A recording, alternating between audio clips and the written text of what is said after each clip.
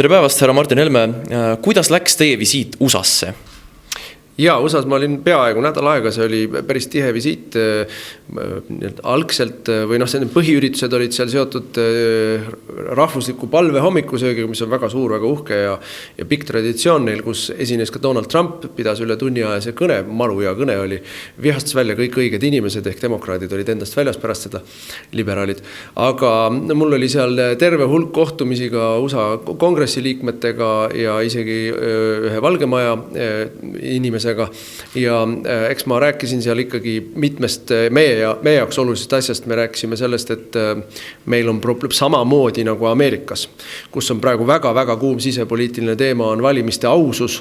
Ka Ameerikas ju kõik need 2020. aasta valimispettused hakkavad nüüd kriminaaluurimiste käigus lõpuks välja tulema, materjalid hakkavad välja tulema ja poliitiline reform on tulemas, kus kongressis tahetakse siis valimissüsteemi muuta. Et ka ma rääkisin ka meie valimiste probleemidest, e-valimistest eelkõige siis ja mis on väga oluline, kui ma olen varem käinud päris palju nii Euroopas kui Ameerikas rääkimas sellest, et meil on e-valimistega probleem, siis tuli seda kõike selgitada väga põhjalikult ja väga algusest saadik, et nüüd saadakse sellest aru hoobilt, kohe mõistetakse, mis on valimiste probleem ja et e-valimised on ebaturvalised. Et seda teemat ma seal tõstatasin palju ja teine teema näiteks, millest ka oli juttu, oli siis võimalik otsekoostöö Ameerika või Ameerika firmadega siis haruldaste muldmetallide teemal, kus on selgelt näha, kui Euroopa Komisjon üritab Eesti maavarasid nii-öelda enda kätte saada ja neid siis ise hakata kuskile parseldama, et seda protsessi me lubada ei tohi. Need on ikkagi meie maavarad, mida me peame ise otsustama, kuidas ja kellega me neid kaevandame või ei kaevanda. Ja ütleme siis üleüldine selline sidemete edendamine Ameerika konservatiividega. Oma visiidi jooksul külastasite Washingtoni. Milline maine on Eesti riigil? Ja me mäletame, kui EKRE oli võimul, siis karjusid kogu aeg liberaalid ja punased meil meedias, kuidas Eesti maine liitlaste silmis on halb. No ma toon näite, ma istusin taksosse ja taksojuht kohe küsis, kust ma pärit oli.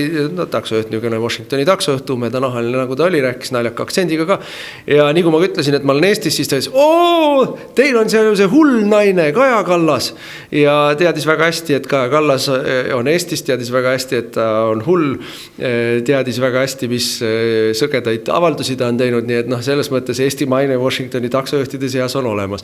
Teine näiteks ma rääkisin ühe kongressi liikmega, kes loomulikult teadis niikuinii, et ma olen Eestist ja tuli juttu ka sellest, et temal on Eesti parlamendi liikmetega olnud ka varasemalt erinevaid kokkupuuteid ja ta ütles, et jah, et ja üks, kellega ma olen siin pidanud vaidlema, oli see, kes on teil seal pedofiiliaga vahele jäänud, ehk rääkis siis Marko Mihkelsonist, nii et liberaalide tegevusel on mainekahju Eestile päris tugev olnud nii Ameerika Washingtoni taksojuhtide kui ka Ameerika kongresmenide silmis, nii et eks ma siis käisin seda seal silumas.